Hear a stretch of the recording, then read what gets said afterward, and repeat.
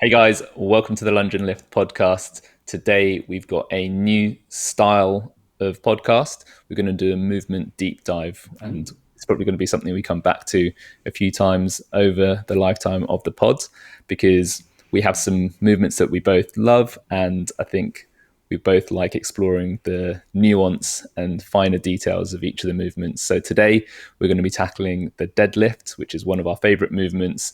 And it's seemingly simple, but there's a lot of intricacies which we enjoy discussing.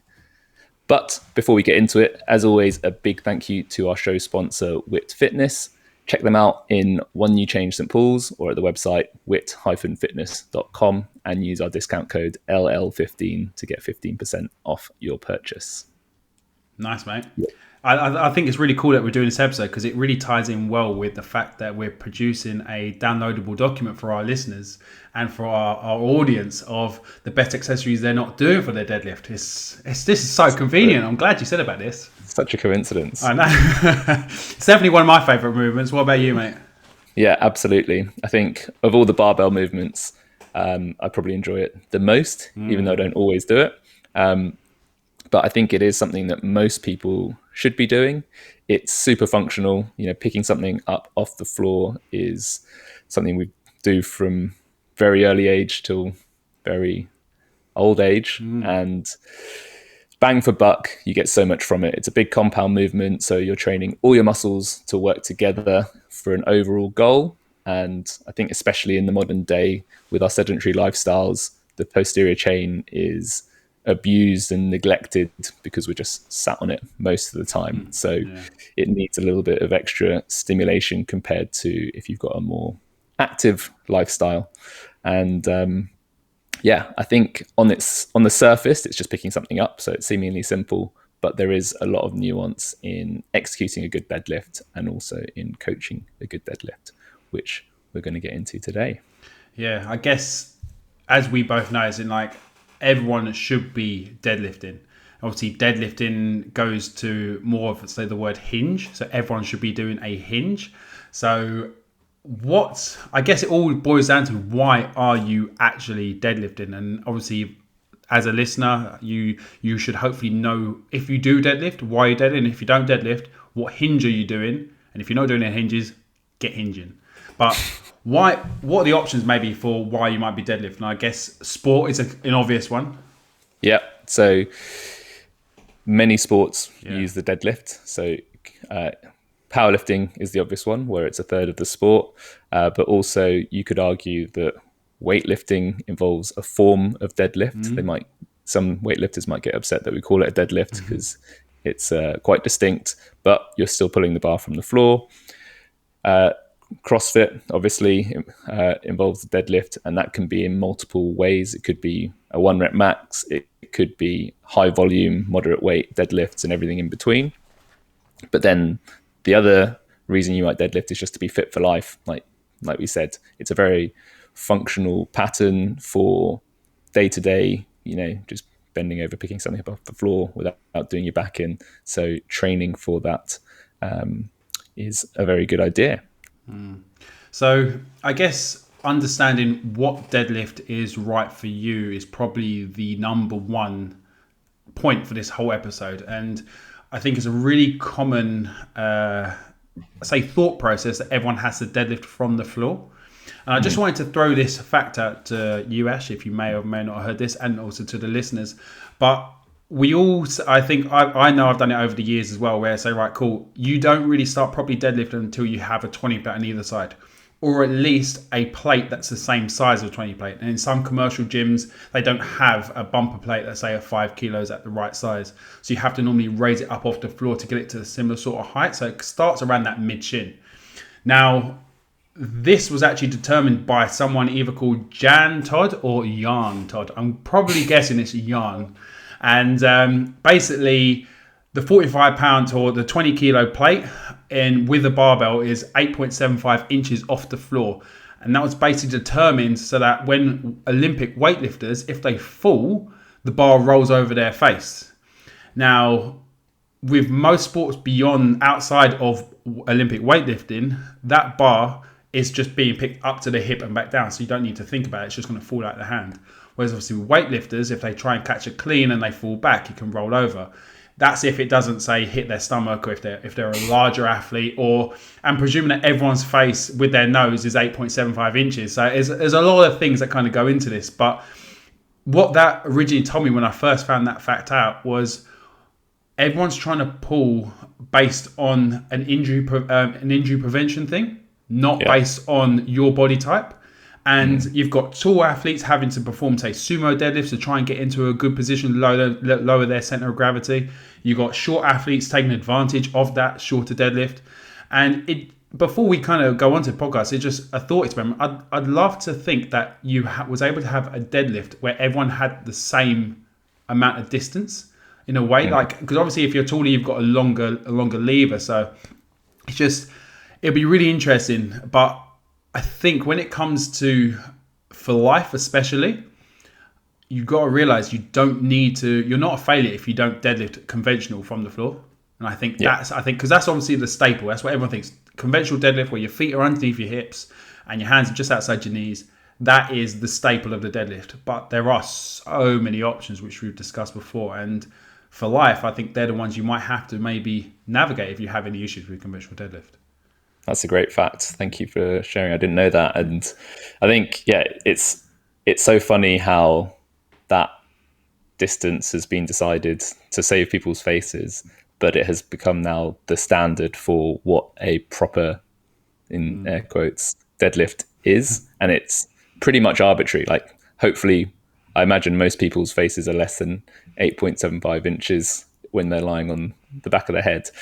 But the fact that so much training has revolved around that distance now because of that. And I don't think having been in gyms for a long, long time now and not being made aware of that fact is quite interesting. And when we distill it back to why we're deadlifting, if you are training to pick something up off the floor, you're actually only training to pick something 8.75 inches off the floor. So you probably need a sandbag. Form of, exactly, a sandbag or some form of deficit to actually be able to grab something from the ground. And that sort of segues into the training for life thing, that if you are training for life, there's a lot of movement variability in life. Say you drop a pen, it could be anywhere around you. It's not going to be 8.75 inches off the floor, like perfectly in the middle of your stance. You're going to want to bend over to the side, slightly forwards, maybe twisting at the same time. So only training a conventional deadlift with a perfect setup actually isn't preparing you as well as it possibly could for that life skill of picking something up off the floor. So my advice for deadlifting for life is actually to use a lot of different variations, doing dumbbell deadlifts, kettlebell deadlifts, like adding in different planes of motion. You can mix it up because you're not really training for an absolute 1 rep max for day-to-day function. You know, there's stories of people picking up a car to save somebody's life. Like, sure, that's if like I don't know if everyone should center their training around possibly having to do that one day, because it's much more likely that you're going to drop a pen. So having that in the back of your mind when you're designing your training program, if you or your client are not looking to break any world records, then having as much variation as possible whilst ensuring progressive overload, of course, I think would be my number one piece of advice for Joe Bloggs' deadlift. Yeah, Mr. Joe Bloggs or Mrs. Joanne Bloggs. So yeah, I think that's obviously 100%. And I think fit for life. And even if you're doing loads of variation, it doesn't mean you need to, excuse the French, be a little bitch about it and then go light on everything, because this is still your opportunity to still get strong in these variations. And this is where something like the conjugate method and stuff like that, it's all about variations of the same movement, because they're still getting that hinge motor pattern, say, so sticking with the deadlift. They're still thinking about, okay, how many different variations can we do of this deadlift to essentially strengthen your full structure? And they always come back to the conventional deadlift, but their competition lift on, say, the dynamic days or whatever, because that's the opportunity for them to really hone in that movement pattern for the competition. So just sticking with that for life, I think obviously understanding if you are trying to say get stronger at the conventional deadlift, and even if that's for life, I guess that when you're talking about picking something up off the floor, as you said at the start, it is pretty simple and self-explanatory, right? But do we then need to start taking into account for maybe what accessories to do or how to hold the bar and that to keep it fit for life? Or does that now start going more into that training specific? Interesting question. I think for life, variation is king, like I say. So you can mix it up as much as you want. I think that more comes into the equation when we get into the sport specific side of things, where, as we always say, specificity is king for sport. The only lift you need to be doing in your sport is the competition lift. So if you are a power lifter, you need to squat, bench, and deadlift. If you're a weightlifter, you need to clean and jerk and snatch. But everything outside of that can be considered accessory work and should be improving those core lifts. That's the reason you're doing anything else, because like to practice your sport, you just do the core movements. So if we're looking at a deadlift, if you're a power lifter and you pull sumo in competition, sumo should take up a lot of your training to get that specificity to practice the skill that is how you compete. And anything that isn't sumo is an accessory. So for that person, a conventional deadlift would be considered an accessory movement because it isn't the key thing that they're working towards. However, you get into CrossFit, then we're having a chat about this offline. There are so many different ways you could be asked to deadlift. You could be asked to deadlift under fatigue. You could be asked to deadlift a 1 rep max. You could be asked to deadlift 100 reps at a lightweight. So having practiced all of those skills individually is important because they are your competition lifts. So whether you choose to switch grip, hook grip, double overhand, regular grip, they are all tools in your tool bag, depending what the sport asks for you in a given workout, which makes things a lot harder to prepare for. Yeah. And yeah.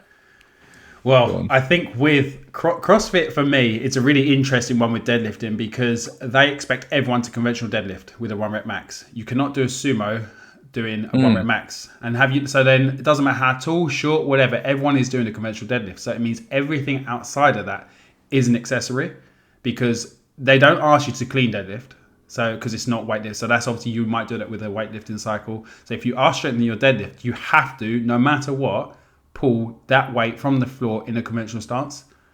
So I find that fascinating that they make you do, and I know it's to kind of keep it fair across the board, because if someone's short and doing a sumo and they can outlift someone that's tall doing a sumo, do you know what I mean? So the levers are different. So I get it to make it keep it consistent across the board, but it comes to that point of training, competing, and I guess, as you say, for life. So when it does, I think one of the most important bits for me as well, especially with like touch and go, is if you do CrossFit, it's so important to do touch and go because it's such a unique feeling of how your hamstring, glutes, lower back get pumped up. And not even in a bad way, but to have that much time under tension and that much of a pump. Sometimes people just don't know how to do it. They think their back's in pieces, and it's just a pumped lower back. And I think because we're not used to having a pumped lower back, it can be quite a hard thing to deal with a lot of time, especially then using a workout like down, where you then go into handstand push-ups, and then you've got to now come in with I think your hips tucked in a different way. So it's an interesting thing. Now for me, when it does come to strength training overall, yes, okay, if you want to start getting sport specific, but I'm a big advocate of doing singles. So even if you've got to do a set of 5, each time you're resetting the bar, creating that tension. And I think if you are doing, when you want to choose to do touch and go within strength training, I like to try and say like you're trying to touch eggshells. So you're just trying to tap the floor rather than cheat and use the floor to bounce up. Now, I guess that's now coming from, say, a powerlifter background. When I say cheat, is like when someone says pull-ups doing a kipping is cheating. When it's not, it's just efficient. So I know that's a bias, and I'm not saying it's cheating because it's functional for what the task is at hand. Yeah. But as a strength athlete, I'm going to say if you're doing more than one rep, you're not bouncing off the floor, even though I do. And I know the value. It is easy. I just had to put it in there. Well, I think that's a really good point to make, is that in CrossFit, if you're doing touch and go deadlifts, the reason you do it is because it's faster and easier. And in a competitive workout, the goal is to make your life as easy as possible and conserve your energy.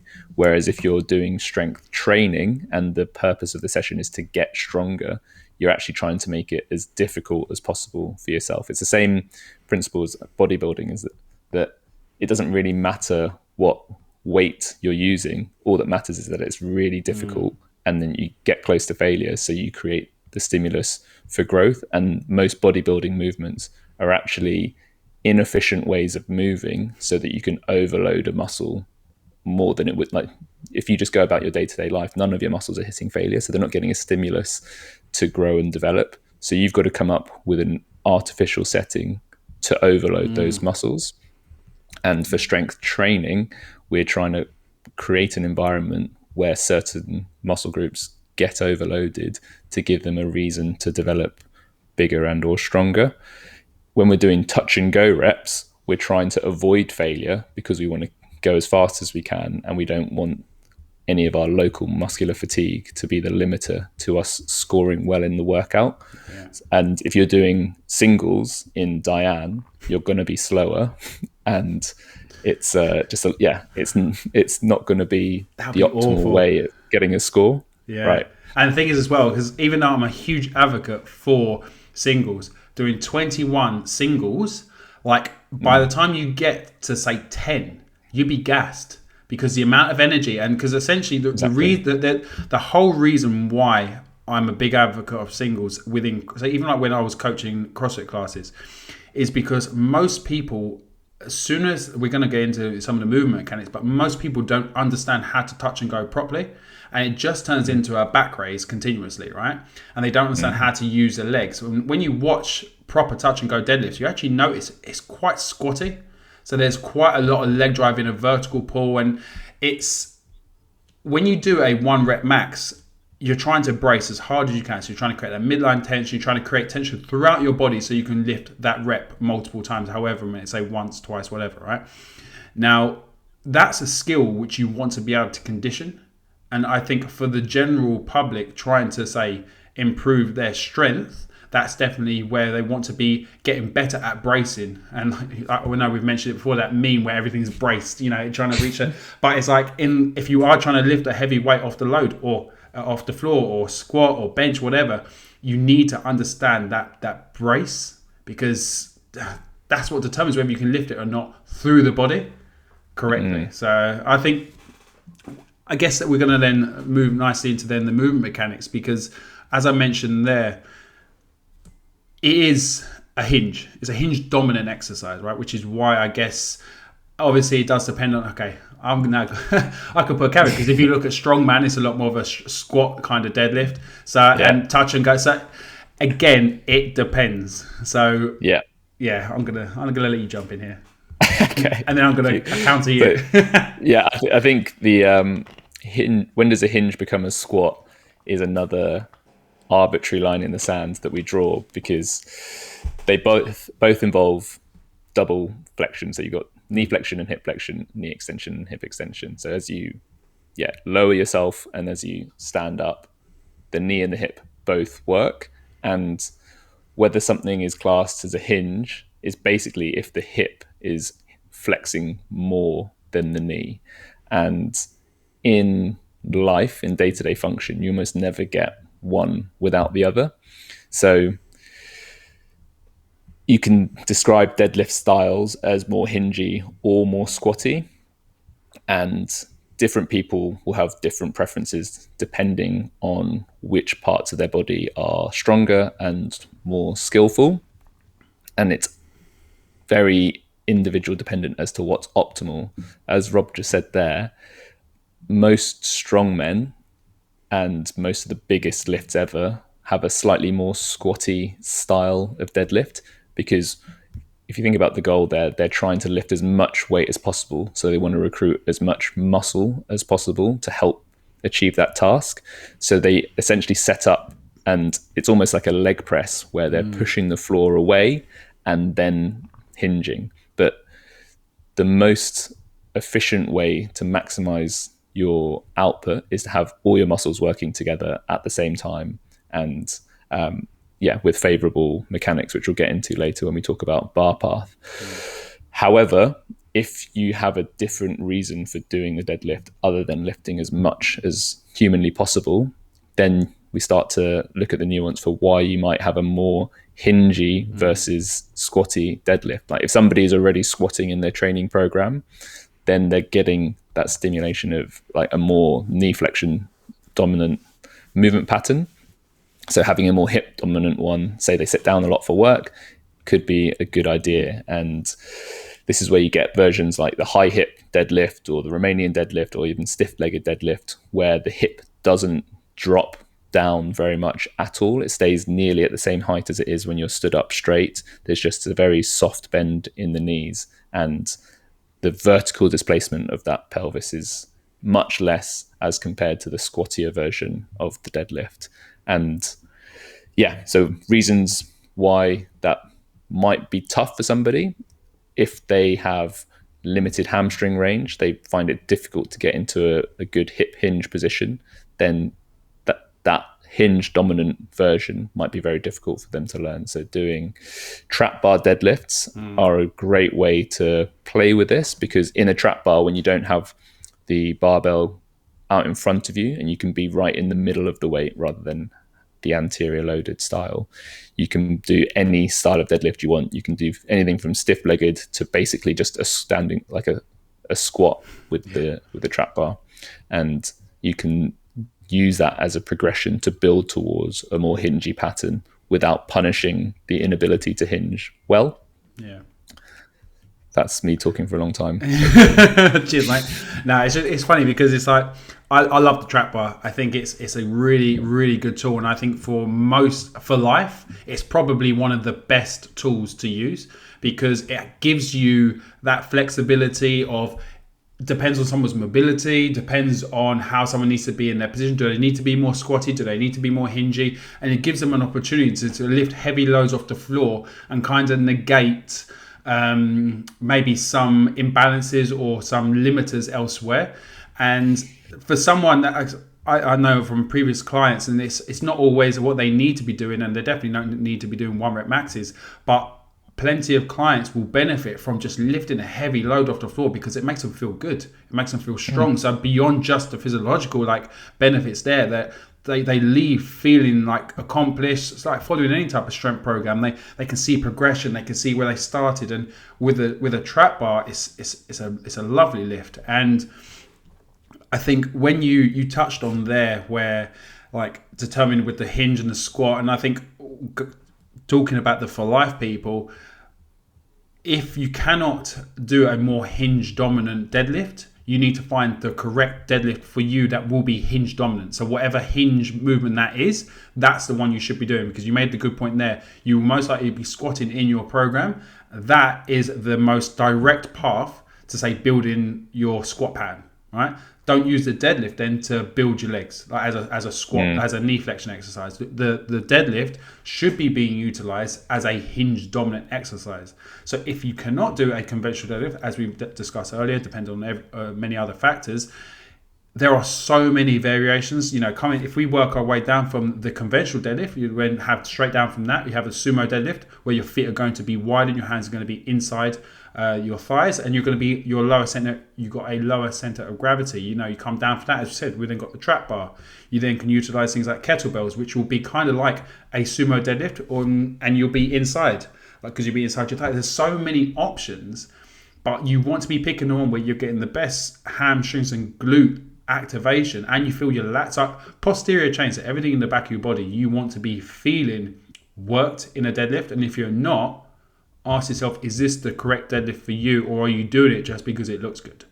And I guess all these side of things we always come back to is in, why are you training? Like, why are you doing this? If you're competing for a sport, that determines you to say, like with powerlifting, you have to deadlift it up in one fluid motion. There cannot be a stop at any point. It has to continue. Just like with weightlifting, with the jerk, it has to lock out in one motion and not a press. you know, if you're in that sport, then cool, you need to train for your sport, as we discussed earlier. But for day-to-day life, we want to make sure we're getting the muscle recruitment that we're using the exercise for. And I think that's a really clear, a really important thing to make clear. That's enough talking for me. Yeah. Tag. So the next point we want to talk about in the mechanics of the deadlift is the bar path. So it's something that gets spoken about like all the time, but I don't think the understanding for why it's so important is often explained. And at its simplest, bar path is, we want a vertical bar path. We want the bar to go straight up from where it sits on the ground and then straight down. And that's, for one reason, we're going from A to B in the most direct path possible. So from a performance point of view, we're not wasting any energy. We're not doing extra work by sending the bar forwards and backwards. But also from a safety point of view, the further away from the center of balance we go, the more the bar feels like it weighs. So if we go back to our GCSE physics and leverage, I've got force... D there, so teach me something here, mate. Okay, here we go. Get your notepad out.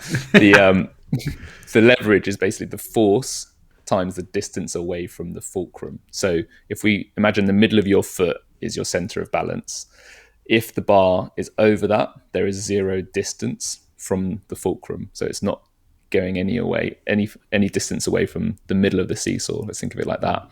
The further away from the middle of the seesaw that weight goes, the more it feels like it weighs because of that principle of leverage. The bar obviously has the same mass, but because it's further away from you, it's like when you if you hold a dumbbell at your shoulder, it's easy. If you hold it at arm's length out to the side, it feels so much heavier because it has that extra distance of the lever. So when we're deadlifting, the smallest distance away on a heavy bar can actually make it feel like it weighs a huge amount more. So from a performance point of view, we want zero distance away, but also from a safety point of view, we're going to be much more predisposed to overloading the back if we're out of position. And this is why a lot of powerlifters will wear long socks, because they're literally scraping up their shin to avoid any chance of any extra any distance away from the bar. And I'm going to get the maths wrong here, but I heard this years ago as a stat. I think it's actually about the clean rather than a deadlift. But if the bar is on perfect bar path and it weighs 100 kilos, there's about 370 newtons worth of force required to lift that bar on perfect bar path. If it goes an inch away from you, that now requires 570 newtons of force. I'm probably butchering it, but it's nearly double. Like, that's the main point. It takes nearly double the amount of force to lift the same bar for an inch of distance. So you can see there how if you have a suboptimal bar path, you're not only killing your performance, but also increasing your risk of injury significantly. And the key factor for ruining your bar path is the position of your knees. So a lot of people, especially if they're quad dominant, they like squatting more than they like hinging. Their knees will shoot forwards to try and use the quads and even the lower back more than the hips, the glutes and the hamstrings. So what you want to watch out there is the knees coming forwards. It happens especially on the way down, that people sort of run it down their thighs and around their knees, and you just get this brief exposure to really poor leverage, and it goes really wrong when it lands on the floor out in front, and then they try and pull the next rep from that position. So at the very least, make sure the bar is in the middle of your foot before you pull from the floor. And quite often, if somebody does pull from out in front, their body will naturally equalize to bring it back on plane because it knows that it's so much easier, or it literally can't pull it up out over the toes. I find it, so I've got a couple of things on this, and it just, as we was talking, it was making me think so obviously this comes down to when I mentioned it earlier about the trap bar. Why it's so easy, because then it doesn't matter how far forward your knees are, how high your hips are, is that the bar can stay as long as your lats are engaged and you're packed down and you're holding on that weight. The bar path is straight. It's going through the middle of the body, so it's going to be your strongest position. Now, when it comes to touch and go, I think a real common misconception is going too fast with touch and go. And so your point there with knees coming forward first is normally because someone hasn't taken a split moment to just do a slight hinge, so hinge from their hip ever so slightly first. Because if going fast, so if you say you got 60 seconds to do multiple reps, right, but you become inefficient, as you just said, it takes more effort to lift that same load. So if you start bending from the knees first and the bar travels forward and you're doing touch and go, you could probably get through that 4 minutes of work quite comfortably and maybe get, say, 30 reps. You're going to get more than that, but say 30 reps.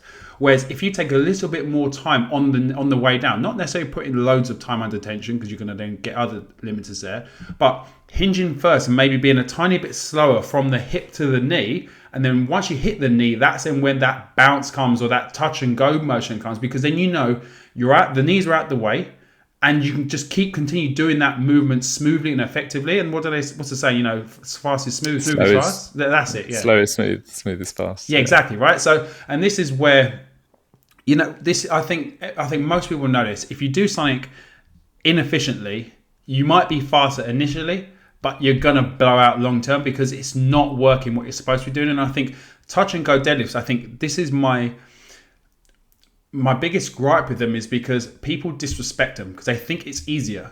But it's such a skill in itself to actually learn how to touch and go consistently, fast and effectively. Because if you do it properly, you can go for reps and reps and reps. And then, the bar's not rolling out in front of you over your toes and so forth. Because as you said, like one of the most important bits of a deadlift is that bar path.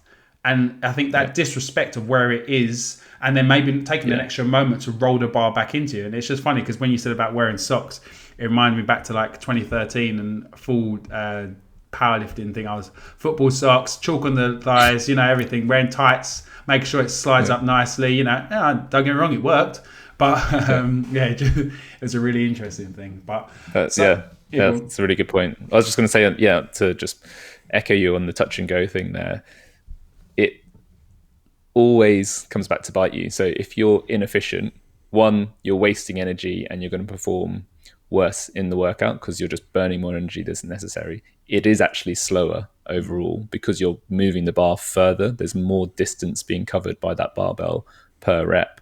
And because of the inefficiency, you're also loading your muscles suboptimally. So you're going to be more backy, you're going to be more quaddy, you're not going to use the bigger, stronger muscles of the glutes and the hamstring. So from all points of view, it is worse, apart from how it feels in that moment, because you feel like you're moving faster. But spending the time to work on that bar path think of it as like an investment, because it's going to improve all of those other areas the more you practice it and more you refine that motor pattern. But it's just, in the first instance, you just want to go as quickly as you can, and you're just thinking bar up, bar down, bar up, bar down.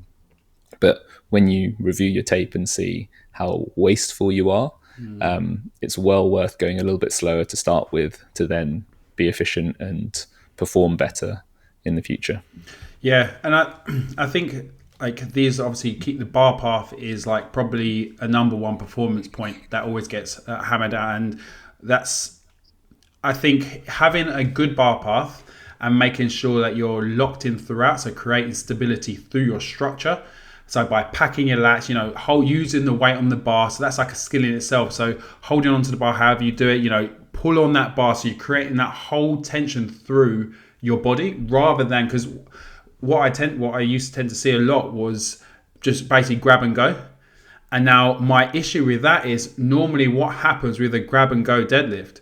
It sounds like a touch and go, but a grab and go deadlift, if someone does it so fast, they haven't had the opportunity to create total body tension. So if they do get the lift, so this is presuming they don't fail it, but if they do get the lift, their body has literally gone to whatever position possible to get that weight up, rather than the most efficient one possible.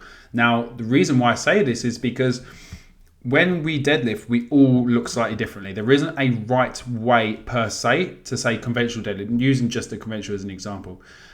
There is some, foundational principles that we all want to maybe follow. So we're all going to try and think about packing our lats. We're going to try and keep the bar close. We're going to try and have our head neutral. And so these common cues, maybe hips slightly higher than the knees, Problem is though, maybe if you do have a limitation of, you might be more internally rotated, so you might be more kyphotic, so the top of your shoulders might be slightly pulled forward more. You're not going to look how I look like when I got my lats packed. And like you watch some of the biggest deadlifts, their upper back is slightly rounded, but it's locked in place. And there's nothing wrong with that because it is a solid structure. So I think it's when we're trying to judge if we're doing it right or wrong, it is more than the way it looks, but it is also how it feels. And unfortunately, you're the only one that can know if it's right or wrong. Obviously, we can, as coaches, we can make observations and we can see, say, poor movement mechanics and say, actually, that could probably be more effective because we can see things are overloading elsewhere. But if you understand that when you pull tension on that bar, you can feel your lats engage. So just underneath your armpits, you can feel your hamstrings and glutes switch on. So when you come up, it's one movement, and it's. I use this analogy of a car and the clutch, because you can drive a car riding the clutch. You can ride and you move forward and like do everything. And it will work, but it's just not efficient. Whereas if you find the biting point, you're going to be just at that sweet spot where all the power is ready to then put it down to take the clutch off. And that's what I feel the tension on the bar is. You're finding your sweet spot. So then when you drive down into the floor, like a leg press, say, that weight is going to come straight up like a car, hitting that sweet spot of the clutch and just flying off. So, yeah, enough for me. I like that. Right. Next, movement mechanics done. Or key points. There's obviously a lot of nuance we could go into, but in the interest of time, we'll move on to the common pitfalls. So I think deadlifts have had a bad rap in the past for being the best way to injure your back, and then the fitness industry sort of moved on to think, actually deadlifts are the best way to strengthen your back. And the truth is, good deadlifts strengthen your back. Bad deadlifts can hurt your back.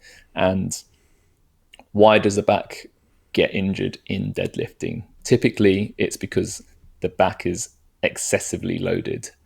So it's trying to do more of the movement than is ideal and isn't conditioned to do so. Like the lumbar spine, the lower back, is not designed for huge amounts of motion.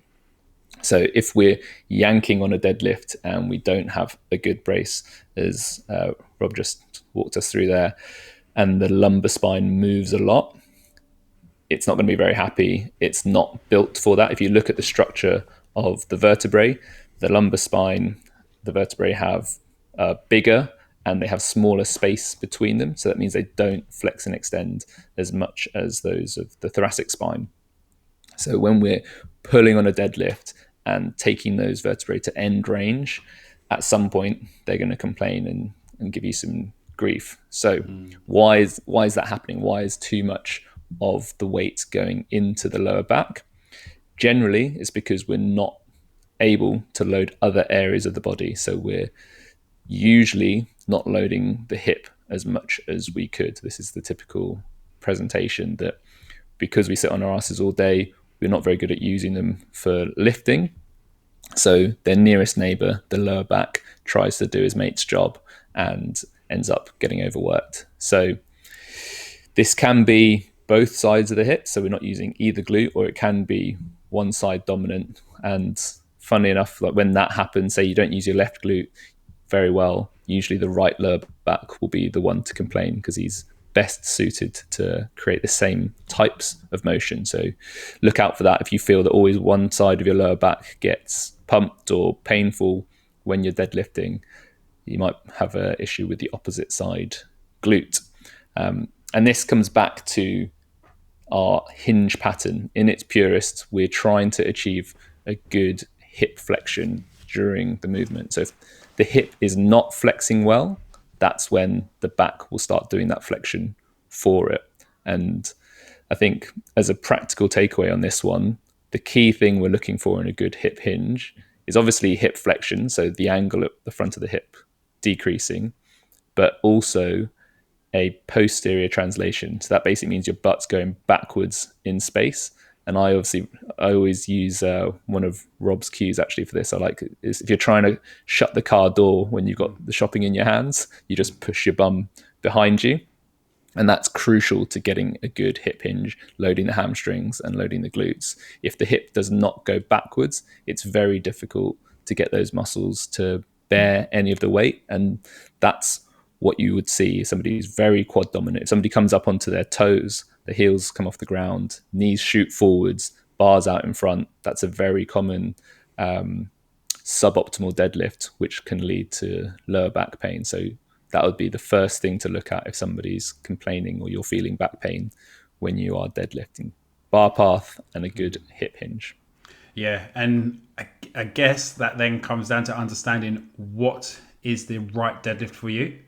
Because that's saying if these things are happening and you're being excessive load on the back and it's because you can't load your hip properly, that might mean you're doing the incorrect deadlift for you at this moment in time. Doesn't mean you cannot conventional deadlift. It just means at this moment in time. I think 3 episodes, which I'd like to link to, which if you haven't listened to, definitely listen back to. We have one on mobility and flexibility. Is that your limiting factor? That was, I think, episode 10. We have one about muscle imbalances, episode 44. 4 episodes. We also have the accessory episode, like what's the right accessory for you, episode 57. And we also have a really recent one about your limiters, episode 75. That's just 3 episodes ago.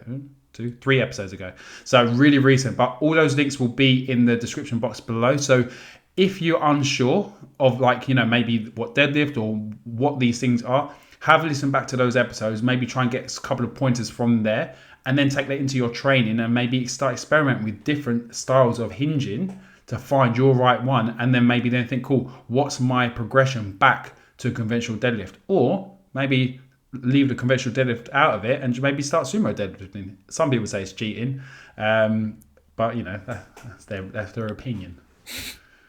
Just opinion. Yeah. Nice one. So back to the common pitfalls. The next one I wanted to highlight was the sequencing, so locking out of the knee before the hip.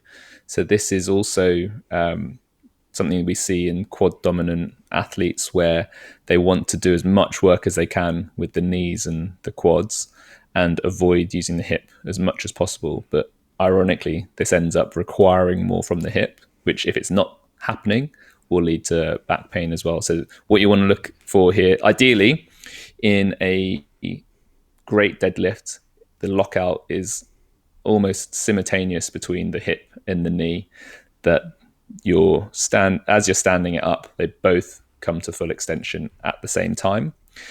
If I was going to choose one to go first before the other, I would always choose the hip first, because then you're in a more upright position to lock out the knees. So the spine is not as vulnerable as it would be if you're still bent over. And that's kind of the issue with the knee extending before the hip, is if your legs straighten, you then basically got a stiff-legged deadlift to finish off the movement. So one, it's a lot harder because now you've only got the hip and back available to do work because the knee's now tapped out.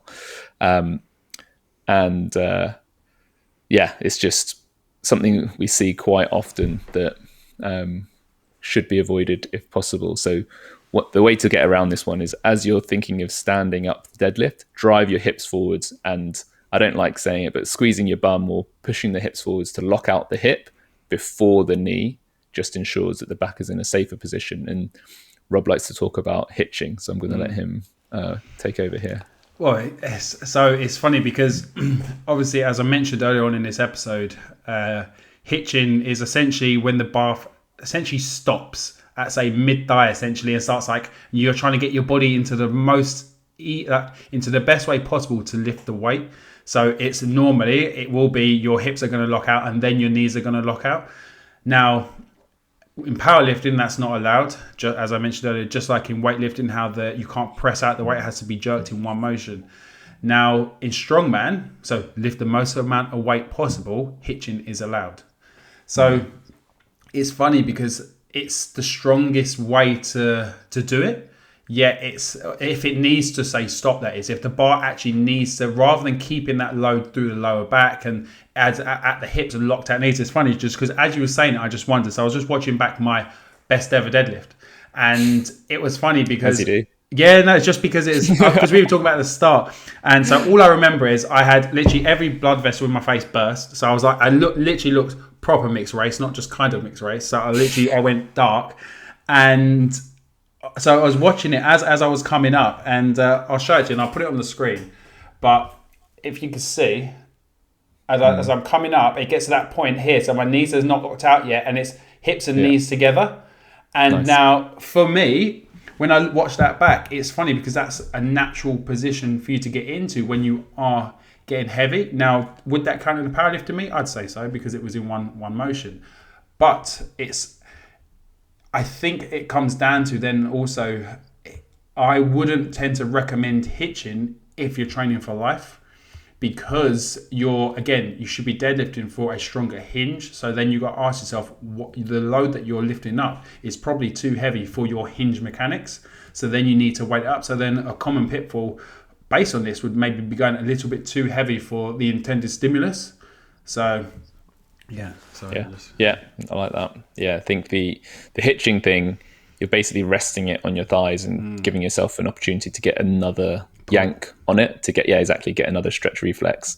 Well, Matt Fraser just did it for his best ever deadlift, and he hitched. So there you go. It's obviously it clearly helps you lift more. Yeah, and that's why people do it at the heaviest weights. But obviously certain federations do not approve. But I think in terms of safety, I think it's actually safer because you're upright and the spine is vertical rather than your spine is loaded throughout. It's when it happens, it just feels strong, and it rather than watching someone's lower back completely round and, as you say, the lumbar spine just overloading. That could be a whole different conversation, but I want to kind of keep it here with the common pitfalls. I think one other one is at the top and basically hyperextending. And I think that is a really common pitfall because people think they're doing it right. They're like, cool, I've locked out this movement. And you're leaning back and it's trying to show everyone that you completed the deadlift. And it's funny because it's normally not done out of ill intention. It's normally done because they're trying to make sure they finish the rep, and they're trying to actually do it properly, and it's just a mistake. And I think it's just maybe like looking, especially on Instagram, when you watch like ATG, and when you watch weightlifters and they say like the position that they get into where they're in that a little bit of a hyperextension, they say it's because it looks good for a picture, but you're not actually training that pull with the head back. That was always something that Chloe used to tell me when we was lifting at WIT, is I used to always just lead with the head and pull my head back, right? Because again, I'd seen this continuously. Rather than thinking being tall and pull tall, I'd pull back, which then in turn would lead to, as we're talking about bar path, go away from you.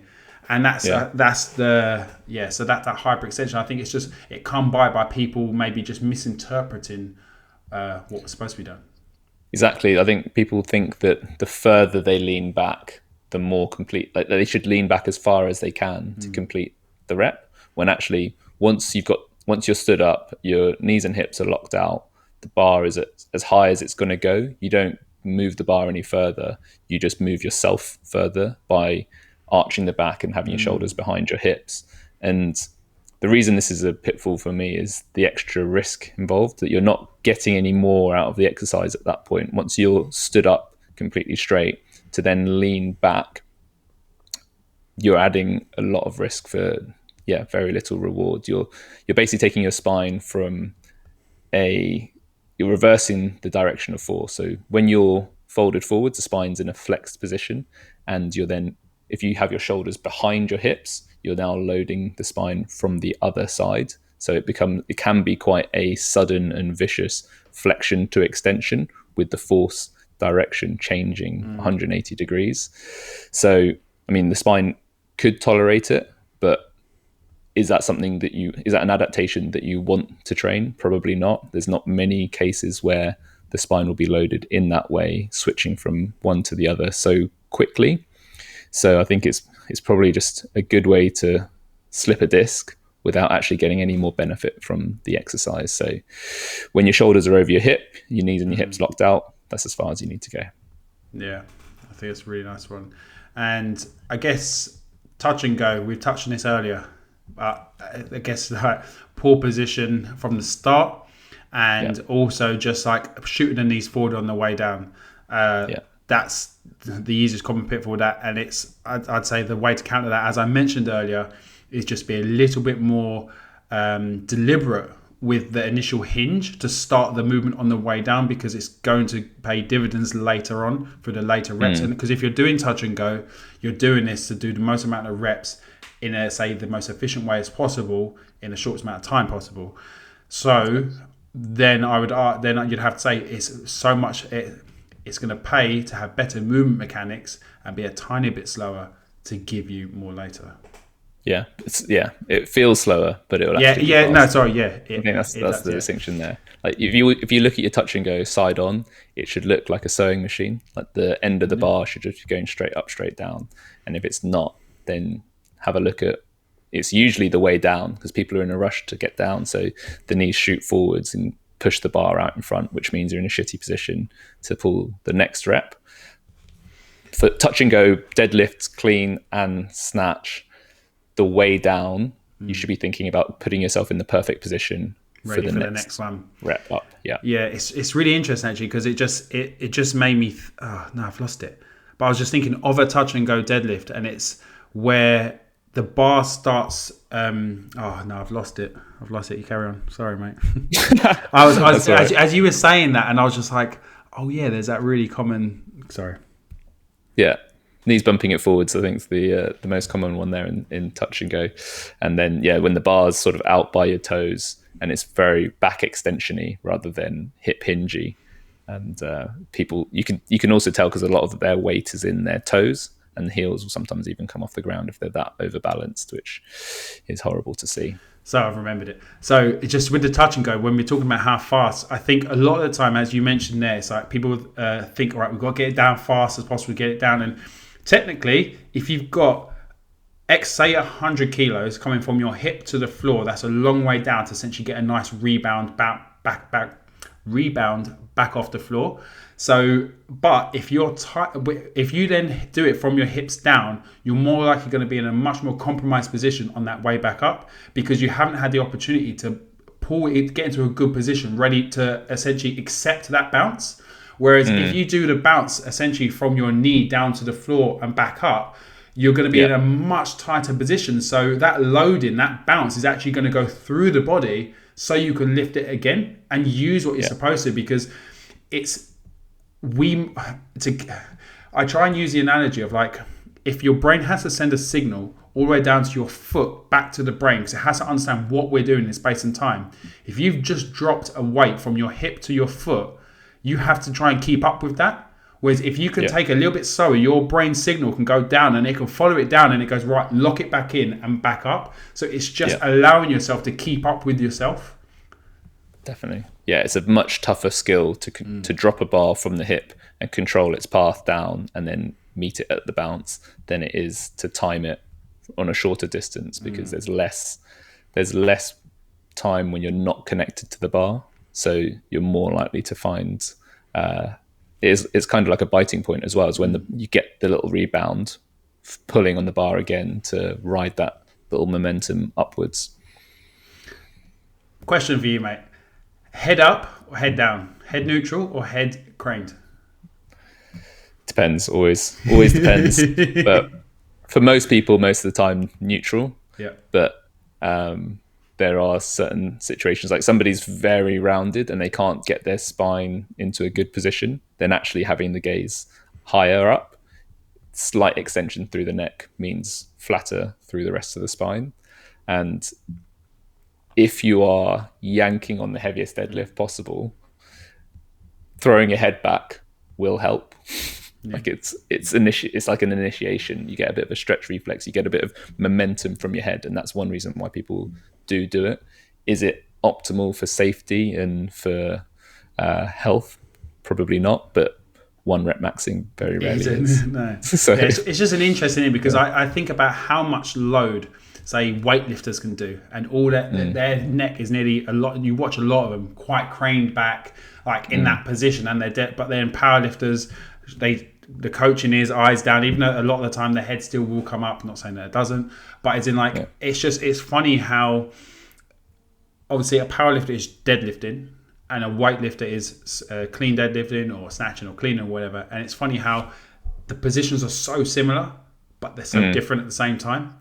So it's for me, it was just, I just wondered, because for me, obviously I coach head neutral, because as you say, for most people, they don't need the extra. And I think this is a common pitfall in itself, using the neck to lift the weight up, because essentially, as you say, you're craning the weight up, and you'll find so much tension get built up around the traps and the head. And for the general public, even if you're training and you're training to compete, I still wouldn't recommend. That should be like your last resort, like using that head to pull, because is your neck really going to be giving you that little bit? Technically, it might give you something. Who knows? I don't know the studies out there that might be doing it. But if you can keep yourself locked in place and keep that head neutral, don't get me wrong, I lift my head loads. I'm not saying I'm perfect, but I normally do that halfway up the lift. I then use my head to finish off the lift. So I then use it as an addition rather than from the start. And I look back to old deadlifts back in the day, back like nearly 10 years ago, and I start with my head craned, and I just watch my position just fall apart because I haven't created a solid structure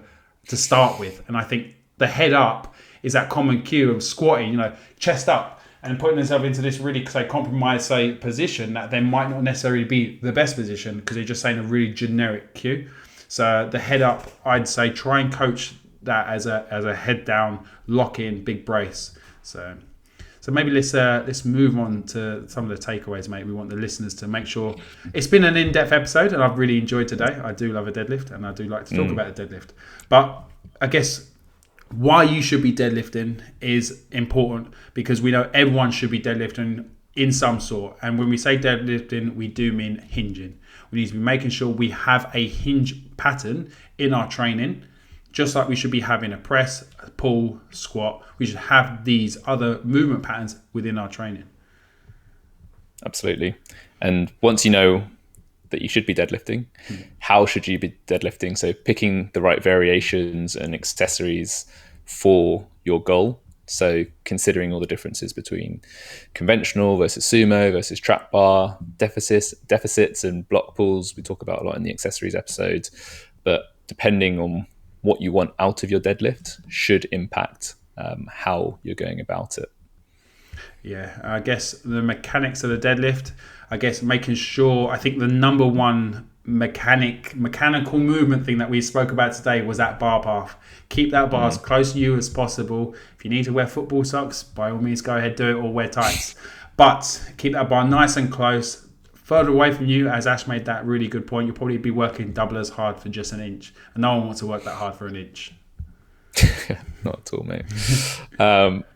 And then we whiz through the common pitfalls. So typical ones, obviously overloading the back, and again, like bar path faults. So going around the knees, and the considerations between a hinge dominant versus a leg dominant or leg pressy style of deadlift. So just keep an eye out for those when you're reviewing your tape, or if you're a coach looking at your clients. Those are the key things to look out for. And look at our or listen to our other episodes on accessories, imbalances and limiters for a deeper understanding of how those can play into your deadlift. Yeah, we didn't really touch on bent arms, did we? That's a common thing where I see it a lot of time, and that's a lot of time how you get bicep tears, because essentially you're holding that weight through a flex bicep, and the idea is you're long and the load is in the hands, not in the arms. So we didn't go too far into that, but that is definitely a common pitfall. Just remember, be long as possible. That's probably the best cue I would say. Just be as long as you possibly can and be as tight as you possibly can. Do not lift the bar with your arms. I know I love to train biceps, but don't do it that way.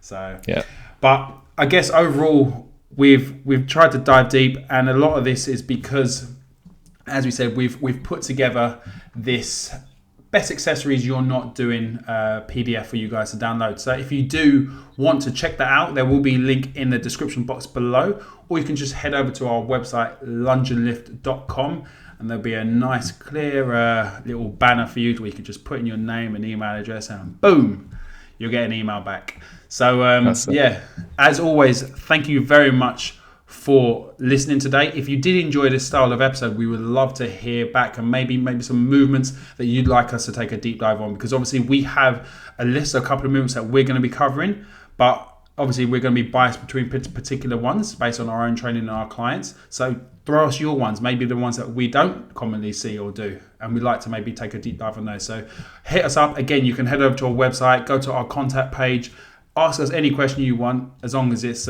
fitness kind of related. I mean, if you go the other way, who knows? We might do a Q&A episode. But yeah, go onto our website, lungealift.com. Thanks as always for your time. Don't forget to leave us a review. Can I ask you guys for anything else? No. Share. Thank you very much for your time, and we'll see you next week. Thanks, guys.